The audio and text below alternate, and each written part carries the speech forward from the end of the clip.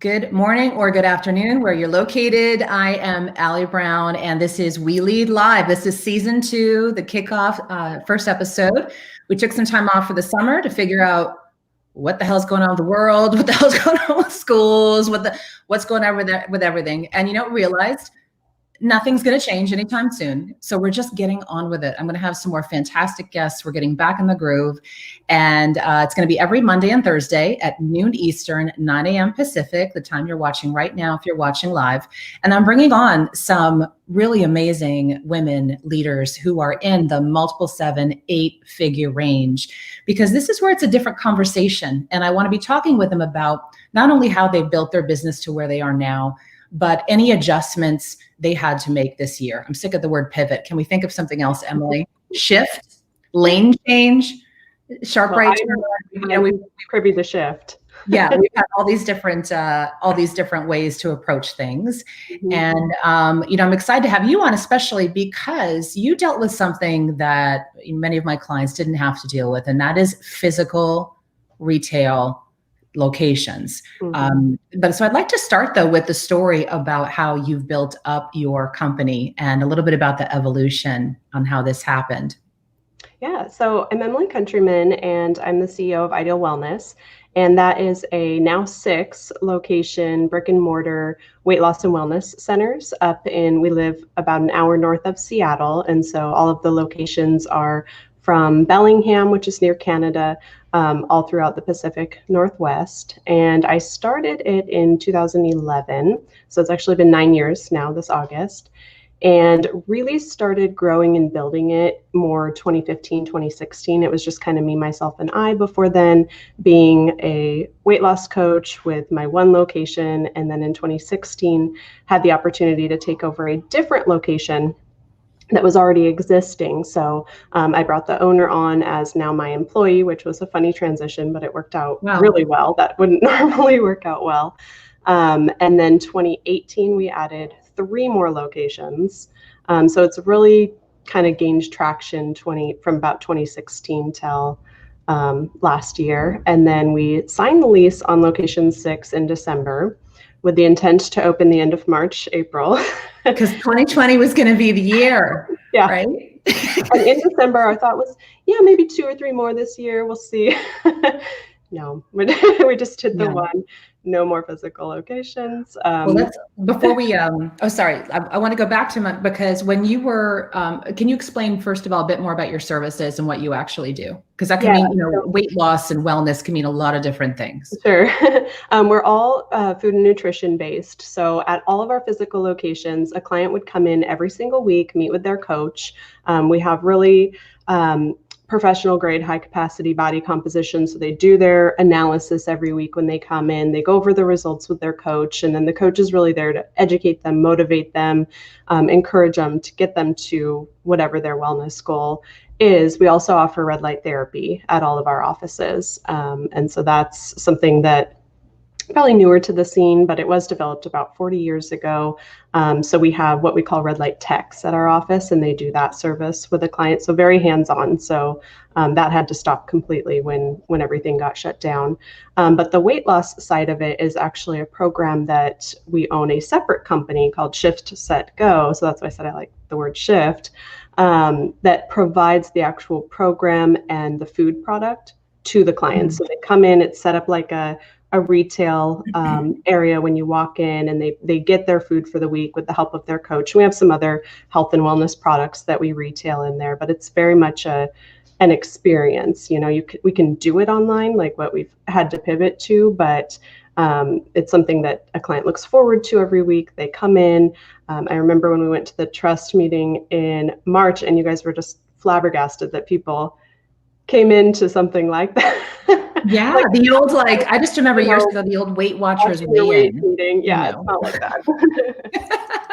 But and I have a feeling though, people are going to be craving more high touch, especially going forward. But we'll talk more about that. What were your first thoughts? I mean, we've had the privilege of working closely together over the last several months and being in the trust. But can you talk about share with everyone watching your first thoughts when you realized, oh my gosh, like the model we have built, this isn't going to work. This isn't sustainable long-term. What do we do? Walk us through the steps you took.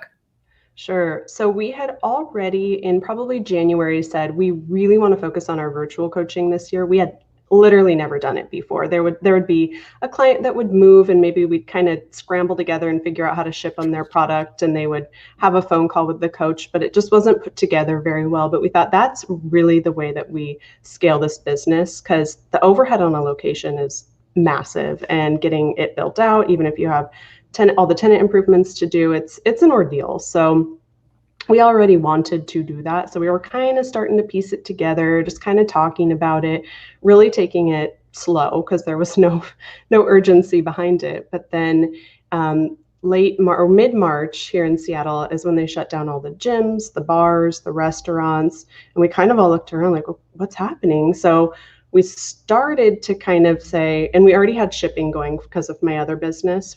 We wholesale the product to other weight loss centers and physicians' offices and health coaches. So we already had that going.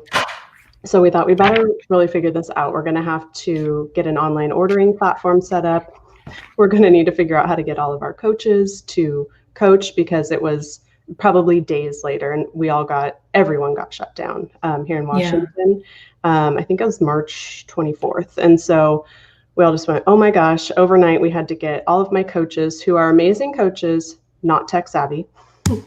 They're very great at being that kind of counselor, personal touch. Yeah. Right? And so getting them all set up at home. I didn't want them to have to use their own devices. So it was scrambling for all the phone numbers that we had and the technology. I mean, it was hell week, basically, figuring out how to get, everyone switched instantly. Going through the calendar, we see hundreds of people in a week. So changing all their appointments. I mean, they knew, obviously, they were watching the news and everything, that everything was closed, but that was a really, really hard week. Really. Yeah, I bet. What's interesting though is you just mentioned something I want to point out to everybody, and that is, many of the women leaders I know and clients I work with had an idea or something that was kind of starting off and waiting in the wings, right? Mm-hmm. Like the shipping business, right? And the physical products. And it may have been chugging along a bit, but then it was a perfect time actually to start looking into that. And then the same with the virtual coaching, because you were kind of thinking about it. But then you're like, okay, wow, now we need to know how to do this and figure this out. Kind of sounds like the whole educational system, which is another conversation. They're like, at some point we'll need to figure this out. Well, they're all figuring it out like this week, apparently. Yeah. So as you were doing this, and, was the team on board? Were they helpful? Did you get some resistance in like that? That's a big shift in how you deliver a service. Mm-hmm. It's probably the nature of what we do, because we're there to take care of people, help them get healthier. Our coaches are so loving and amazing. And we honestly have the best team. We have about 20 employees. Every single one of them is amazing. Not a single one was upset. They're just like, yes, this is so great. You guys are figuring out what can we do? And so it was, one-on-one, having to get them each up and running with the technology. I know one or two of them just use their own phone to call clients, and I never like to give out a coach's phone number, but they're like, it's okay. We've got this type of thing. So they were so helpful. And some of them we had to put on unemployment. And I know for a fact a few of them were making more on unemployment than what we pay them. I mean, her unemployment was like $50 an hour when it worked out to it.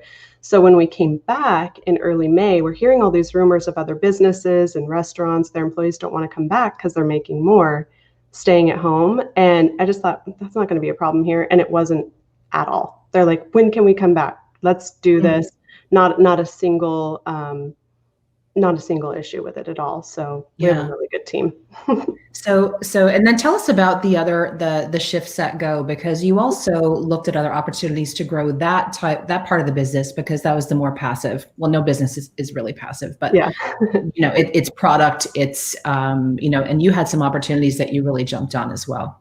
Yeah, so that business is the product and the weight loss program that we actually offer at our 6 clinics, but we also offer it to many clinics throughout the United States. So they either were a fitness studio or a doctor's office, naturopath office, chiropractor, weight loss coach, health coach, that whoever wants to help somebody lose weight, basically. So we wholesale it to them and they offer it in their office. And we are a much better price than some other options out there for them. So a lot of clinics were looking to us when all this happened because they could save on their cost of goods and have for them what would be a better product and program to offer to their clients. And we have, shipping set up to help them, know how to do that and get it going for their clinics. So that business has actually grown this whole time. We started it wholesale to other clinics just January of this year. So each month it's grown over the next. And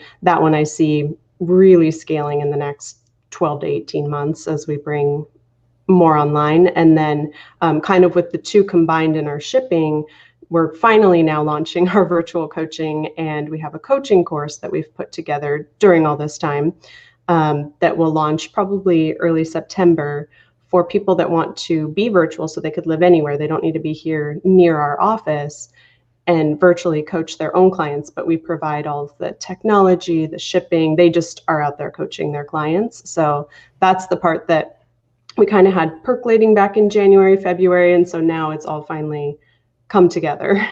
Yeah. So when you look, what do you see some trends that will be continuing, especially for your business and businesses like yours? Like, where do you see things going into 2021?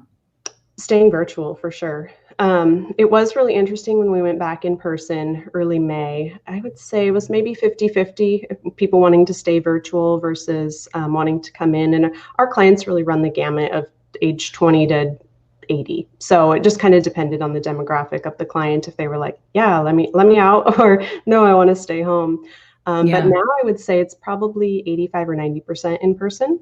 So people want back in. So I don't think that the physical locations are going anywhere. I think that people want to get back out there, but we will always have that option of virtual, because there will forever, I'm sure, in Washington will get shut down again. I just have a feeling it's coming in the next couple weeks or months, probably before the election. Yeah. And then this may all magically go away. It will. We don't know that. I want to bring that up to everybody watching too. And that, it is something to consider right now that, we all need to know that, there's people forecasting this, there's people kind of saying it, and then the media is just driving this home that, look, the fear is not going away. We don't know what the real situation is, but all we know is that it's probably going to get worse this fall, and that's going to affect our businesses. So let's put that aside and right now think compartmentally. You as a business owner watching need to be prepared for this to happen probably again. The good news is you're probably better armed now. You know how to navigate these changes.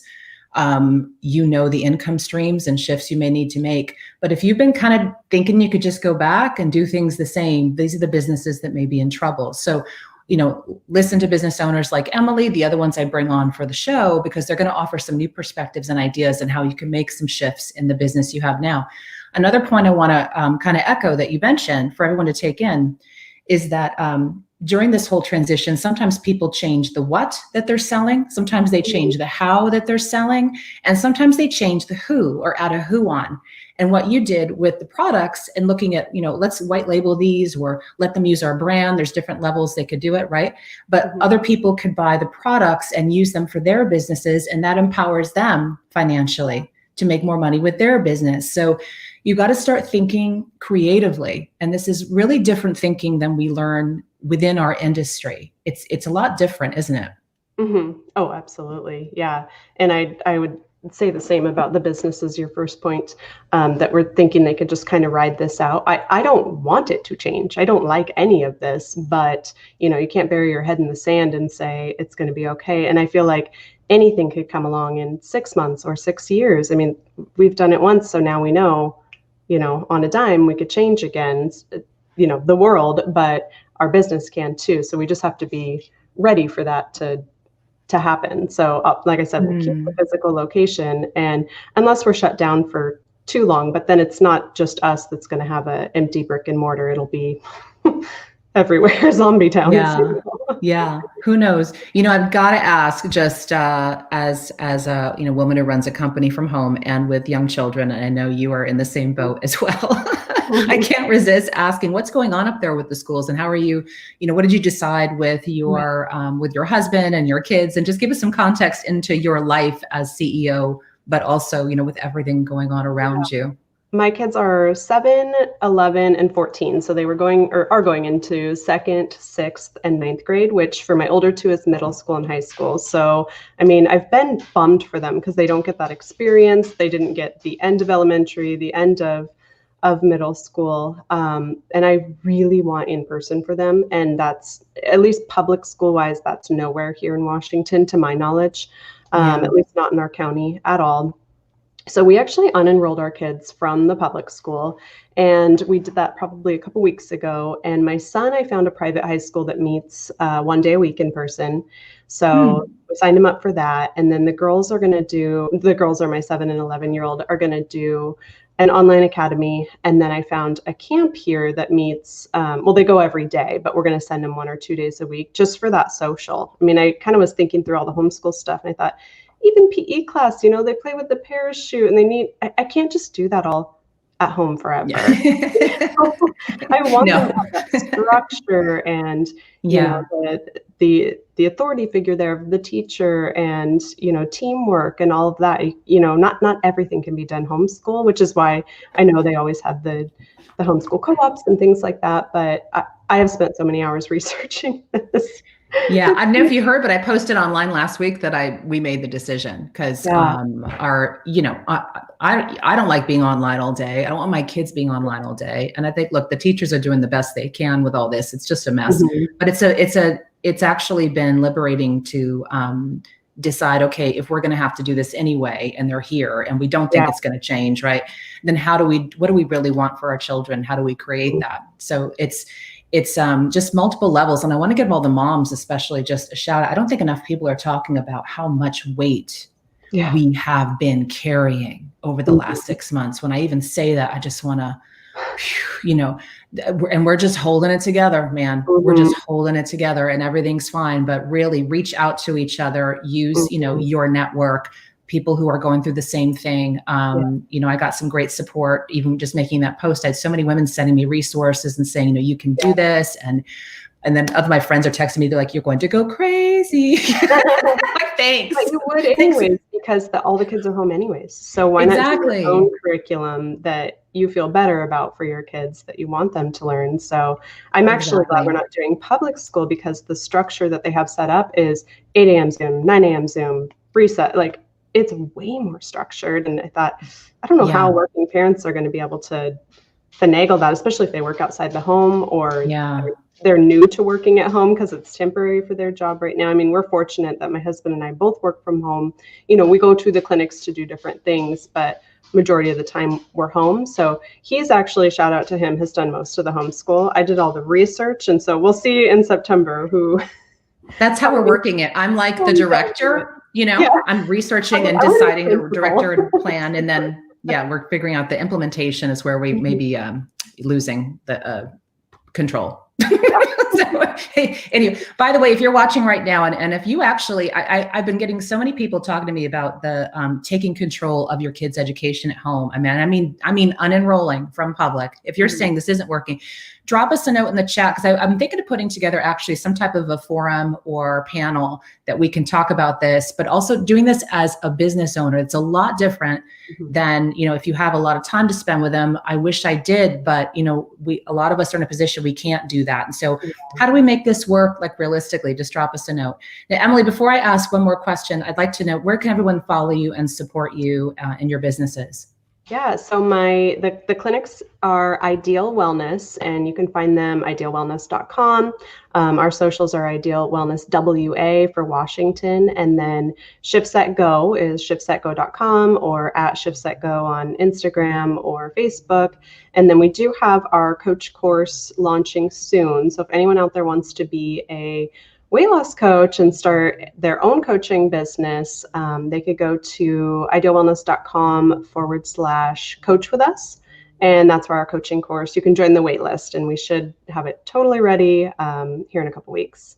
So did you actually have people wanting to lose weight during this whole thing? Because I had no interest. I just stopped. I know. Carrie. But you had people, you must have done something to keep them inspired and encouraged. We tried. We have a really thriving Facebook support group for our clients. So it's a private group, we only let clients in. So we were in there a lot. We did all these like meet the team. So we would do kind of a StreamYard like this, myself and a coach, kind of they get to know them a little bit better, kind of outside of the coaching role. We did some week-long kind of boot camp challenges, that type of thing. So we definitely got creative to try and keep them engaged. I would say it was that April, May time, we did a big Lose the Quarantine 15 in June. And I would say a lot more people have gotten back on. Right now, we're down about 10% from last year, which to me, I'm going amazing. I'll take it. That's unbelievable. And kudos to you and how you were forward thinking. And yeah, I need to fit back in my business pants by September for our meetings. Yeah. We're wearing a lot of flowy linen things, like caftans. Yeah. Caftans are fantastic. So let's talk about support and networks and, how you have, when you get into those levels of business and conversation, it's a different game in seeking out people that you want to be around, get advice from. You still love your friends, you love the people you hung out with, but it's a different conversation that you need. It's a different dialogue, different connections, different resources. Can you tell us a bit about your journey? Yeah. So when I started the company, I would go to the local chamber meetings, that type of thing, just trying to figure out, the whole business landscape in my area, and having physical locations. That's important. So all of my offices are still members of all the chambers of the cities that were in that type of thing. So the coaches will go from time to time, that type of thing. But I kind of quickly outgrew that. Probably in 2015 or 16, I joined my first mastermind. I thought, okay, this is more what I want. But even still, it was, some people were kind of going to here with their business. And I was saying, well, I'm trying to go way up here. So, matching it was kind of difficult. So I was no questions asked when I heard about the trust. I'm like, yep, that's what I need. This is what's been in my mind. I'm looking for ladies at that level because it is such a different conversation, different issues that we're having. So it's been nice even to kind of take it offline and chat with, another member in there that also has physical locations, or just all this COVID mess. How are you navigating this, or these grants, or the PPP, all of that? It's different than if you have, a business with 1 or 2 employees, or you're a solopreneur, that type of thing. It has been just so helpful having all the ladies in the trust. And I would recommend it to any female at the 7 or 8 figures. I don't know how you would do it alone. I really don't. Thank you. I mean, it stemmed from my, as I was growing and seeking out new circles to learn from and people to connect with, I tapped into some great networks, but I also saw for the clients and people I was working with, they wouldn't have access. So it's my job, I feel, and what I'm here to do really is to connect these worlds and bring these amazing leaders, entrepreneurs, mentors, women, these amazing business women. For example, at our March event, we had Ellen Latham, who co-founded Orange Theory. I mean, these are not small companies. And, and ladies, you don't need another inspirational keynote. You need someone who's come in and built a business and who can sit with you, answer your questions, and really understand what's going on for you. So still, you can get that stuff everywhere. I want to create something different. And so if you're interested, please go to jointhetrust.org. And we have a form there that you can fill out for an informational call. And basically, it's a combination of the network with our proprietary app. We bring in leaders and mentors, guest advisors to spend time with us, both virtually and live in person. And then it's also just the it's the support that you really need right now, which is I didn't actually see as much as I realized. Like I saw that coming, but when COVID hit, like, oh my gosh. This is the room we need to be in to talk about this stuff. You're not going to get this advice watching some webinar like this. This is bringing in high level women who have built these like high 8, 9 figure, even $1 billion companies to spend time with us. And so Emily, last words of advice for all of the, women and men watching on just, how to approach the next year, what they should think about as far as priorities to keep their head on straight with everything going on. Mm-hmm. I would say if you have a great team, prioritize them.